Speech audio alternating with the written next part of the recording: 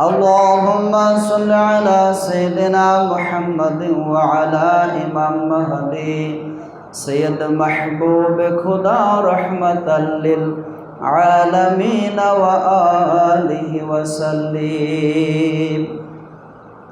আলহামদুলিল্লাহ, সর্বপ্রথমে আল্লাহর মহান বন্ধু, মহান সংস্কারক মুহাম্মদ ইসলামের পুনর্জীবন দানকারী, যুগের ইমাম, আম্বিয়া কেরামের ধর্মের দায়িত্ব বেলায়েত লাভকারী, আল্লাহর দেওয়া পুরস্কার, আকাশের পূর্ণিমার চাঁদের জীবন্ত প্রতিচ্ছবি, আখেরি জামানার শ্রেষ্ঠ মহামানব মুহাম্মদ ইসলামের একমাত্র মুর্শিদ, সুফি সম্রাট হযরত সৈয়দ মাহবুব খোদা দেওয়ানবাগী দয়াল বাবাজানের পরশময় কদম মুবারকে লক্ষ কোটি দরুদ সালাম, লক্ষ কোটি কদম বসে রেখে আওলাদের রাসূল কুতুবুল আকতাব দুরুর মাকনুন খাতুনে জান্নাত হযরত দয়াল মা রহমাতুল্লাহি আলাইহার পরশময় কদম মুবারকে জানাই লক্ষ কোটি দরুদ সালাম, লক্ষ কোটি কদম বসে। আমাদের মাঝে উপস্থিত আছেন আল্লাহর মহান বন্ধু, সুফি সম্রাট হযরত শাহ দেওয়ানবাগী দয়াল বাবাজানের জ্যেষ্ঠ সাহেবজাদা মুহাম্মদ ইসলামের সম্মানিত ইমাম, ইমাম সৈয়দ আবুল ফজল মোহাম্মদ ডক্টর নূরে খোদা আল আজহারি মাদ্দাজিলহুল আলী হুজুর, তিনার পরশময় কদম মুবারকে জানাই লক্ষ কোটি কদম বসে। মুর্শিদ কেবলা জাহানের আরও সম্মানিত সাহেবজাদাগণ, সাহেবজাদিদ্বয়, তিনাদের পরশময় কদম মুবারকে লক্ষ কোটি কদম বসে রেখে আমি অলম খুতবা দেওয়ার চেষ্টা করছি। আমা তৌফিক ইল্লা বিল্লাহ। মহান রাব্বুল আলামিন মহাগ্রন্থ আল কুরআনুল কারিমে ঘোষণা করেছেন, ওমিম্মান খালাকনা উম্মাতু ইয়াহদুনা বিল হাক্কি ওয়া বিহি ইয়াদিলুন। রাব্বুল আলামিন বলেন, আমার সৃষ্টির মাঝে একটা উম্মত আছে, একটা দল আছে, একটা সম্প্রদায় আছে, যারা দুনিয়ার জগতে এসে মানুষকে সত্য পথে, হেদায়েতের পথে আহ্বান করেন এবং ন্যায় বিচার প্রতিষ্ঠা করেন।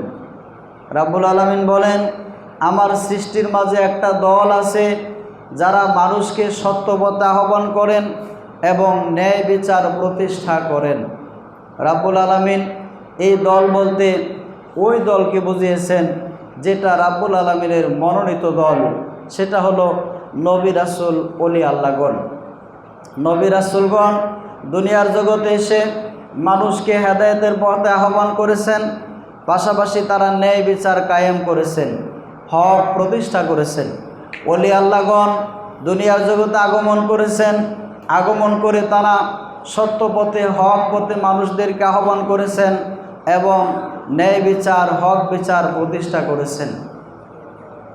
যেমন হযরত মুহাম্মদ সাল্লাল্লাহু আলাইহি সাল্লাম সহ যত নবী রাসূল আগমন করেছেন, তাদের কাজই ছিল মানুষকে সত্য পথে আহ্বান করা, ন্যায় বিচার কায়েম করা। হযরত আলী কারামাল্লাহু ওয়াজহু থেকে সুফি সম্রাট বাবা দেওয়ানবাগী হুজুর কেবলাজান পর্যন্ত যত লক্ষ লক্ষ ওলি আল্লাহর আগমন হয়েছে, তাদের কাজই ছিল জগতের মানুষকে সত্য পথে, হক পথে আহ্বান করা এবং ন্যায় বিচার প্রতিষ্ঠা করা। সব ওলি আল্লাহ আবার ন্যায় বিচার প্রতিষ্ঠা করার কাজে রত থাকতে পারে না। ওলি আল্লাহদের মধ্যে মাজ্জুব শ্রেণীর ওলি আল্লাহ আছে, যারা আল্লাহর ইশকে দেওয়ানা থাকে, পাগল থাকে। ওলি আল্লাহদের মধ্যে দেশরক্ষক ওলি আল্লাহ আছে, যারা আধ্যাত্মিক জগতে, আধ্যাত্মিকভাবে, রুহানিভাবে দেশ রক্ষণাবেক্ষণ কাজে তারা অংশগ্রহণ করে থাকে। ওলি আল্লাহদের মাঝে আছে ওলি আল্লাহ, ওলিয়া কামেল, ওলিয়া মুকাম্মেল, মুজাদ্দেদে জামান। ওলি আল্লাহ অনেক রকমের আছে। সব ওলি আল্লাহর কাজ একরকম নয়, সব ওলি আল্লাহর কাজ একরকম নয়। হযরত আব্দুল কাদের জিলানী রহমাতুল্লাহের কাজ, মুজাদ্দেদ আল ফেসানি রহমাতুল্লাহের কাজ, গরিবে নওয়াজ খাজা মাইনুদ্দিন চিশতি রহমাতুল্লাহ, সুফি সম্রাট বাবা দেওয়ানবাগী হুজুর কেবলাজান, তাদের কাজ একরকম নয়। কাজেই ওলি আল্লাহদের মধ্যে পাওয়ারের দিক দিয়ে যেমন কম বেশ আছে, দায়িত্ব পালনের দিক দিয়েও ওলি আল্লাহদের কারো দায়িত্ব বেশি এবং কারো কম। যেমন আমাদের মহান মুর্শিদ সুফি সম্রাট বাবা দেওয়ানবাগী হাদিউল ইমামের দায়িত্ব পালন করেছিলেন। আবার বাবা দেওয়ানবাগী তিনি মহান সংস্কারকের দায়িত্ব পালন করেছেন। আমাদের মহান মুর্শিদ বাবা দেওয়ানবাগীর মুর্শিদ ইমাম শাহ চন্দ্রপুরী হুজুর তিনি বাবাজানকে সংস্কার অর্থাৎ ধর্মের মধ্যে যে কুসংস্কার ঢুকছে, ভুল ঢুকছে, সেই সংস্কার করে তিনাকে সংস্কারমূলক কিতাব লেখার জন্য পারমিশন দিয়েছিলেন। আমাদের মহান মুর্শেদ সুফি সম্রাট বাবা দেওয়ানবাগী তিনি এই সংস্কার করে ধর্মীয় কিতাব লিখেওছেন। আজ আমরা ধর্মের মধ্যে কি কি ভুল ঢুকেছে সেগুলো আমরা সহজে জানতে পারি। আর রাব্বুল আলামিন একজন ধর্মকে সজীব সতেজ করার জন্য একজন সংস্কারক প্রেরণ করে থাকেন। রাহমাতুল আলামিন হযরত মুহাম্মদ সাল্লাল্লাহু আলাইহি সাল্লাম দয়া করে আমাদেরকে সেটা জানিয়েছেন। রাসূল পাক সাল্লাল্লাহু আলাইহি ওয়াসাল্লাম ইরশাদ করেছেন, ইন্নাল্লাহা আযজা ওয়া জাল্লা ইয়াবআসু লিহাযিহিল উম্মতি আলা রাসি কুল্লি মিআতিন মিন সানাতিন ইউজাদ্দিদু লাহা দীনাহা। রাসূল পাক সাল্লাল্লাহু আলাইহি ওয়াসাল্লাম বলেছেন, নিশ্চয়ই মহান সম্ভ্রান্ত আল্লাহ পাক 100 বছর পর পর তার বান্দার জন্য এমন এক ব্যক্তিকে সৃষ্টি করেন বা এমন এক ব্যক্তিকে প্রেরণ করেন যিনি ধর্মকে সজীব সতেজ করে থাকেন। তার মানে ধর্মের মধ্যে যে ভুল ঢোকার কারণে ধর্ম করে যেসব মানুষ ফায়েজ বরকত পায় না, ধর্ম করলে ধর্মের একটা পাওয়ার আছে। আমরা ইসলাম ধর্ম করি, ইসলাম ধর্ম করে আমরা এই ফায়েজ বরকত পাইতাম না, ধর্মের পাওয়ার আছে সেটা বুঝতাম না। যখন বাবা দেওয়ানবাগী সুফি সম্রাট হযরত শাহ দেওয়ানবাগী দয়াল বাবাজানের কদম মুবারক আসলাম, যখন শুধু ইসলাম না, যখন থেকে মুহাম্মদ ইসলাম করতে শুরু করলাম, দেখলাম মুহাম্মদ ইসলামের রূপরেখা অন্যরকম, মুহাম্মদ ইসলামের পাওয়ার আছে, মুহাম্মদ ইসলামের আল্লাহ নিরাকার না, মুহাম্মদ ইসলামের আল্লাহর আকার আছে। সুবহানাল্লাহ। মুহাম্মদ ইসলাম যারা করে তাদের আল্লাহকে দেখা যায়। মুহাম্মদ সাল্লাল্লাহু আলাইহি সাল্লামের ইসলাম আমরা মুহাম্মদ ইসলাম যারা করি, আমাদের দয়াল রাসূল গরিব ছিল না, দয়াল রাসূল ধনী ছিল, দয়াল রাসূল বাদশাহ কামলেওয়ালা। তাহলে মুহাম্মদ ইসলাম আর সমাজের শুধু ইসলামের মধ্যে অবশ্যই পার্থক্য আছে। তাহলে বাবা দেওয়ানবাগী ধর্মকে সজীব করেছেন, সতেজ করেছেন, ধর্মের ভুলগুলো মানুষের মাঝে তুলে ধরে সংস্কার করে তিনি বিশ্বের মানুষকে সহি শুদ্ধ নির্ভুল মুক্ত ভুল মুক্ত ধর্ম আমাদেরকে শিক্ষা দিয়ে গেছেন। সেই ধর্ম শিক্ষা করেই আমরা নিজের ঘরে বসেই শান্তি পাই, ফায়েজ বরকত রহমত পাই। নিজের কুরে ঘরে বসে আল্লাহকে ডাকলে আল্লাহ শুনে, দয়াল রাসূল সাল্লাল্লাহু আলাইহি সাল্লামকে ডাকলে দয়াল রাসূল সাল্লাল্লাহু আলাইহি সাল্লাম স্বপ্নে দিদার দিয়ে যায়। কেন? আজকে আমরা নির্ভুল ধর্ম করি বিদায়। এই নির্ভুল ধর্ম যে মহামানব আমাদেরকে দিয়ে গেছেন দেওয়ানবাগ শরীফে, ওই মহামানবের নাম হলো সুফি সম্রাট হযরত সৈয়দ মাহবুবে খুদা দেওয়ানবাগী। ঠিক কিনা বলেন? আমাদের মহান মুর্শিদ সুফি সম্রাট বাবা দেওয়ানবাগী হুজুর কেবলা যান, তিনি মহান সংস্কারকের দায়িত্ব পেয়ে তিনি সংস্কার করে গেলেন। সারা বাংলার মানুষ, সারা বিশ্বের মানুষ এক সময় জানতো কুরআনুল কারীমের আয়াত 6666 আয়াত জানতো। শুধু বাংলাদেশের মানুষ জানতো এরকম না, সৌদি আরবের মানুষও জানতো। আমাদের মহান মুর্শিদ বাবা দেওয়ানবাগীর একজন আশেক মুরিদ সন্তান, তিনি সৌদি আরবের ইসলামিক ফাউন্ডেশনের এক কর্মকর্তার সাথে, ইসলামিক ফাউন্ডেশনের এক সদস্যের সাথে কথায় কথা বলে ফেলছে যে কুরআনুল কারীমের আয়াত 6236। আমাদের আশিক রাসূল ভাই তিনি জানতো না যে এই লোকটা সৌদি আরবের ইসলামিক ফাউন্ডেশনে কাজ করে, এটা জানতো না। এই কথা বলে ফেলছে। বললে এই কথাটা অবশ্যই তাদের দৃষ্টিতে ভুল বলছে, এই জন্য তাকে পুলিশ দিয়ে ধরাইয়া ইসলামিক ফাউন্ডেশনে নেওয়া হয়েছে। এটা অনেক দিন আগের ঘটনা। ইসলামিক ফাউন্ডেশনে নেওয়া হয়েছে। নেওয়ার পরে যে তুই কালকে কি বলছিলি, বাঙালি কি বলছিলি তুই? বললো যে কেন, কোরআনের আয়াত 6236টা, 6666 না। বললো তুই এই কথা পাইছিস কই? এরপরে তারে যখন নিয়ে জিজ্ঞেস করা হলো, বললো যে এই কথা আমি পাইছি কই? আমি না, এটা আমার উস্তাদ, আমার মুর্শিদ সুফি সম্রাট বাবা দেওয়ানবাগী বলছেন। সুবহানাল্লাহ বলেন। বলল যে সুফি সম্রাট বাবা দেওয়ানবাগী বলছেন, যদি এটা প্রমাণ না হয় তাহলে তোমার শাস্তি হবে। ঠিক আছে, আমার যা শাস্তি হবে আমি মাথা পেতে নিব। তবে কথাটা আমার মুর্শেদ বাবা দেওয়ানবাগী বলছেন, যিনি বাংলাদেশে। সম্মানিত মুসল্লি কেরাম, এক সময় কোরআনের আয়াত গণনা করা হলো, গণনা করে সৌদি আরবের জমিন ইসলামিক ফাউন্ডেশনে কোরআনের আয়াত পাইলেন ৬,২৩৬ জুড়ে বলি মারহাবা। তাকে খালাস দেওয়া হলো, তাকে ছেড়ে দেওয়া হলো। বাবা দেওয়ানবাগী হুজুর কাবলাজানের গবেষণা শুধু বাংলার জমিনে নয়, এক সময় ইসলামিক ফাউন্ডেশনে কোরআনের আয়াত গণনা করা হয়েছে। যখন বাবা দেওয়ানবাগীর বাড়িঘর ভাঙো, জ্বালাও, পোড়াও, ফাঁসি দাও, এরকমভাবে মিটিং মিছিল করা হয়েছিল সারা বাংলায়।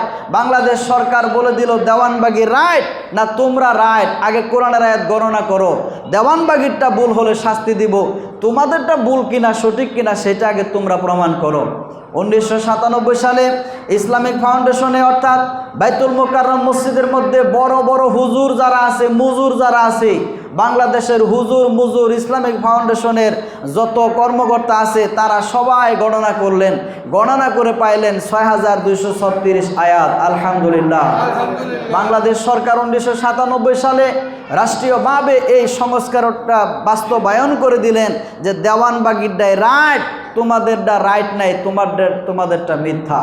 বাবা দেওয়ানবাগী হুজুর কাবলাজান রাসূল পাক সাল্লাল্লাহু আলাইহি সাল্লাম ধনী কিনা গরিব ছিল সেটার সংস্কার করে মানুষকে কিতাব দিয়ে দিল। রাসূল সাল্লাল্লাহু আলাইহি সাল্লাম সত্যি কি গরিব ছিল? প্রশ্ন করে একটা কিতাব লিখে মানুষকে উপহার দিয়ে গেলেন। আল্লাহ রাব্বুল আলামিনকে নিয়ে তিনি সংস্কারমূলক কিতাব রচনা করলেন। সত্যি কি আল্লাহকে দেখা যায় না? বিশ্বের মানুষকে প্রশ্ন করে একটা কিতাব হাতে উঠাইয়া দিলেন যে দেখো কোরআন হাদিসের দলিল আছে কি না। আল্লাহ নিরাকার এমন একটা দলিল আমি বাবা দেওয়ানবাগী বলেন আমি কোনো জায়গায় কোরআন হাদিসে এমন একটা দলিল পাইলাম না আল্লাহ নিরাকার। তোমাদের জানা থাকলে আমাকে দলিল দাও। মারহাবা বলি। ওই মহামানব সুফি সম্রাট বাবা দেওয়ানবাগী যখন প্রথম অবস্থায় বললেন যে জায়নামাজের মধ্যে রওজা এবং কাবা শরীফের ছবি আছে, ওই জায়নামাজে পাড়া দিয়া নামাজ আদায় করেন না, এটা চরম বেয়াদবি। আর বেয়াদবের ইবাদত আল্লাহর দরবারে কবুল হয় না। বাবা দেওয়ানবাগী যখন প্রথম বলল তখন একদল মানুষ ভুল বুঝতে লাগলো দেওয়ানবাগী হুজুর জায়নামাজে নামাজ পড়া নিষেধ করছে। আসলে বাবা দেওয়ানবাগী কি বলছে সেই কথার কোনো খবর নাই।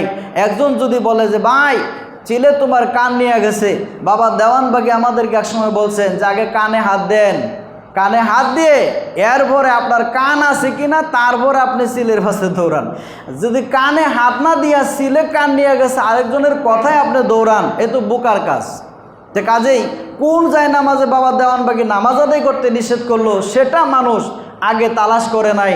কিন্তু যখন দেখলো যে না মসজিদে মসজিদে এবং বিভিন্ন জায়গার মধ্যে মাজার শরীফের মধ্যে দরগার শরীফের মধ্যে রওজা শরীফের গম্বুজ সম্বলিত টাইলস, মসজিদে নববীর টাইলস এবং কাবা শরীফের টাইলসগুলো ফ্লোরের মধ্যে লাগায় না, নামাজের জায়গায় ইমাম সাহেবের হয়তো মেহরাব শরীফের উপরে লাগায় নয়, ডান সাইডে বাম সাইডে এই রওজা শরীফের টাইলসগুলো বাইতুল্লাহ শরীফের টাইলসগুলো লাগায় দেয়। বাবা দেওয়ানবাগী বলছে কি পায়ের নিচে দিয়েন না। কোথায় দিয়েন না? সমাজের মানুষ তো এখন পায়ের নিচে দেয় না, তারা দেওয়ালের মধ্যে দেয়, ঠিক কিনা বলেন? কিন্তু যখন বাবা দেওয়ানবাগী প্রথম বলছিল তখন মানুষ ভুল বুঝছিল। এখন তারা নিঃসন্দেহে বাবা দেওয়ানবাগীর এই সংস্কার মেনে নিছে। এখন এই জায়নামাজের মধ্যে মানুষ পাড়া দেয় না, এটা বাবা দেওয়ানবাগীর অবদান। আল্লাহ রাব্বুল আলামিন দয়া করেছেন, এরকমভাবে বাবা দেওয়ানবাগী শত শত সংস্কার করে গেছেন। আমরা এই মহাসত্য যেগুলো খণ্ডন করার মতো একটা মায়ের সন্তান এই জগতে জন্মগ্রহণ করে নাই যে বাবা দেওয়ানবাগীর সংস্কার ভুল প্রমাণ করতে পারে, কে আছে নাকি? এমন কোনো মায়ের সন্তান নাই বাবা দেওয়ানবাগীর একটা সংস্কার ভুল প্রমাণ করতে পারে, এমন কোনো সন্তানের জন্মই হয় নাই। তাহলে যেগুলো খণ্ডন করার ভুল প্রমাণ করার জগতে মানুষ নাই, ওই সংস্কারগুলোই আমরা মানুষের মাঝে তুলে ধরব। আমরা যে যেখানেই পারি, রাস্তাঘাটে পারি, দোকানপাটে পারি, চায়ের স্টলে, বাসা বাড়িতে, শ্বশুর বাড়ি, মামার বাড়ি, জ্যাঠার বাড়ি, যে যেখানেই যাব বাবা দেওয়ানবাগীকে আমরা তুলে ধরবো ইনশাল্লাহ। বলে ইনশাল্লাহ। আমরা বাবা দেওয়ানবাগীর আশেক যারা, আমাদের কাজই হলো মুর্শেদ বাবা দেওয়ানবাগীকে নিয়ে 24 ঘন্টায় আলোচনা করা, বাবা দেওয়ানবাগীকে 24 ঘন্টায় স্মরণে রাখা, ঠিক কিনা বলেন? মুরিদের জন্য সবচেয়ে বড় ইবাদত হলো মুর্শেদ বাবা দেওয়ানবাগীর চেহারা মোবারক স্মরণে রাখা, তাকে নিয়ে আলোচনা করা, তার গুণগান, তার প্রশংসা করা। একজন কবি বলছেন যে মুর্শেদ বাবা দেওয়ানবাগীর আলোচনা করা, তার গুণগান করা, তার চেহারা মোবারক স্মরণে রাখাই মুরিদের জন্য সবচেয়ে বড় ইবাদত। সুবহানাল্লাহ বলেন। আসুন আমরা মহান মুর্শেদ বাবা দেওয়ানবাগীর এই শিক্ষা, এই সংস্কার মানুষের কাছে, জাতির কাছে তুলে ধরি। রাব্বুল আলামিনের দরবারে শুকরগুজার করি। আমরা যেন বাবে জান্নাত দেওয়ানবাগ শরীফে সকলে শুক্রবার আসি। আল্লাহ যেন আমাদেরকে আসার তৌফিক দান করেন। আমিন। বারাকাল্লাহু লানা ওয়া লাকুম ফিল কুরআনিল আযীম। জাওয়াদুন কারিমুন মালিকুন বারুর রাউফুর রহিম।